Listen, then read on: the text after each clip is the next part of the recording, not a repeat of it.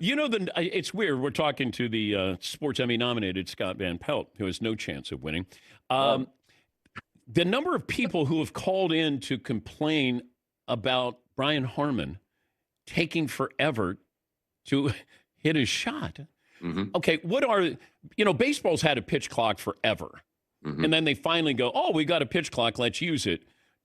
Golf, they can put you on the clock, but, do we need a shot clock?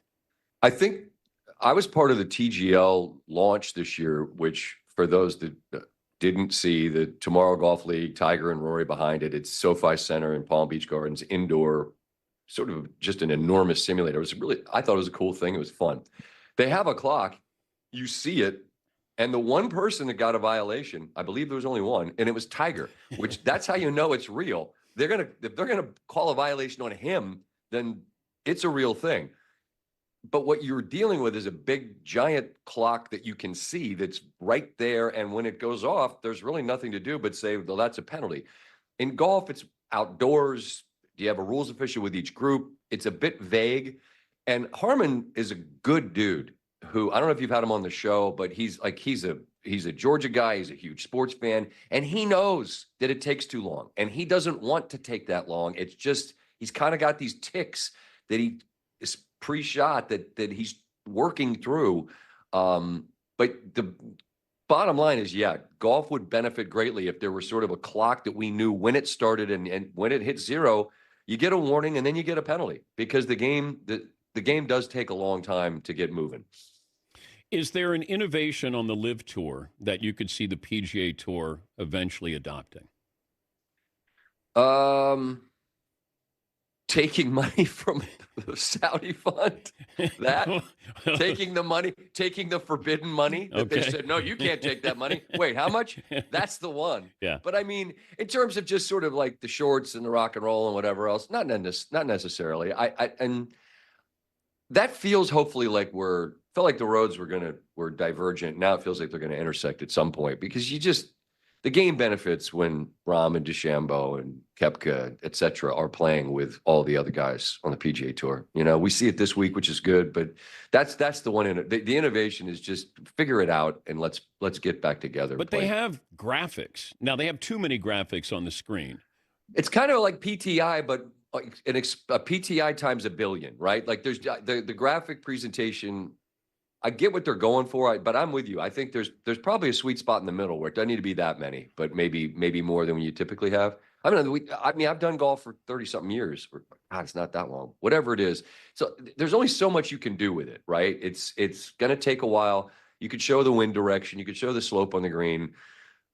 But I don't know if there's a first down line, right? Like we got in football. Yeah. People want shot tracer. If they don't see which direction is, I give up. Where's the arrow on the friggin' screen?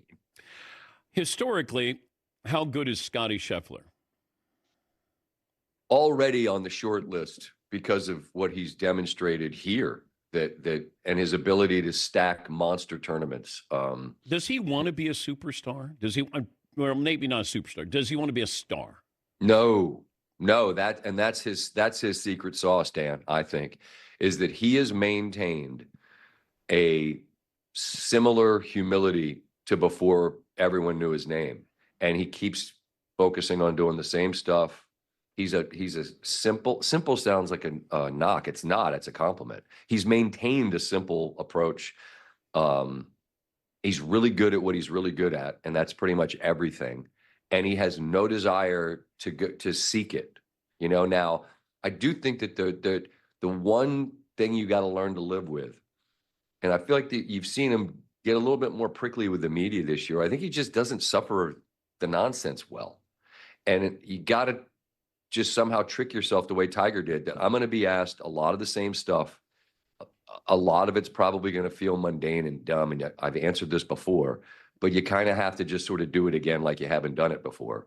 That'll be the interesting thing. Just learning to live with the day-to-day requests that come of that guy when you're that guy. When he's looking around going, this isn't that big a deal, But that's really his secret sauce. I truly believe that, is that he is a superstar with none of the trappings. But, okay, you're talking about answering the questions over and over. You got Colin Morikawa who says, it's not our obligation to talk to the media. Rory just echoed the same sentence. Like, where's this coming from that these guys don't feel, I don't want to say indebted, but in partnership with the media covering their sport? I think Colin explained what happened at Bay Hill, where he came out and was ready for the questions or ready for the media person to be there, and no one was there. And then he went and signed for the folks that were there autographs. And then by the time the person got there, he's like, "Look, I was here, and I'm done." And I think there's a fine line. I've thought a lot about this when it came to Rory. Last year, I said it, I believe you did as well, about Pinehurst. And like Greg talked after it completely imploded here at Augusta. You remember it, standing in the trees at night down there, and he answered the questions, and he smiled, and he said the sun will come up tomorrow, essentially. And I think I wanted to know in that moment what happened. But then there's a human part of me where I think there's a little grace to be extended here. Like, if it were the NBA Finals, which you covered so well for so many years, there's that little grace period where they're in the locker room before they're going to come out. And sometimes you got to wait for LeBron or Michael back in the day for a while. But if there was that cooling off period where we waited, and it wasn't just you've got to go right on NBC and tell us you missed a 2-foot putt and you lost the U.S. Open, how do you feel? Like, you know what I'm saying? I feel like if there were a little bit of grace, a little bit of a buffer zone, which exists in the other sports, that might be beneficial. Does that make sense at all to you? Well, Kelvin Sampson waited an hour before he met with the media, I think, after losing the national title game. And that's based on what happened to his team on Monday night. That feels entirely reasonable to me. Yeah. Because if he were asked to speak walking off the floor, I can't imagine what he could have even uttered. I don't know how you could have gotten a word out after what happened. You know what I'm saying? Look, you and I are on the same lane here, on the other side of the rope, where I'm interested in that human emotion. That's why I enjoy the show I get to do. I get to talk to these people in the moments after high achievement, and you get to try to get the feelings out of them. But I'm talking the winners. You know what I mean? I don't have the person that just lost in gutting fashion on the show and like, how are you right now? You have to have that hushed tone. Yeah, you got to take that very affected. Well, I mean, you want to be, hey, how's it going? You doing all right? But I really do. I've thought a lot about this, particularly with Rory, because I think he is often as good as anyone in this sport and giving you the good stuff. And so how do we find the room to give them a little bit of time to allow them to decompress? And if they want to go out and slam the trunk and say, I got nothing for you, we'll catch up down the road. That's where I think it's fair to say, if we gave you the space, it wasn't unreasonable to ask where you were. Who's got more scar tissue, Rory with what happened at Augusta, or Jordan Spieth, what happened at the 12th when he lost to Danny Willett that year?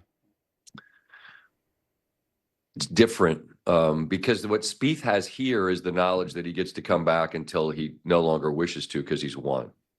And what Rory has is the weight of knowing that this represents the Holy Grail. This represents the conclusion of the Slam. So I think there's more weight on the shoulders of Rory. I don't think he's got the same, like when you get to 12 and you're Spieth, I don't know how you ever forget what happened in that moment. Now you could say, well, Rory had the same thing happen on 10. Wasn't as gory, you know what I mean?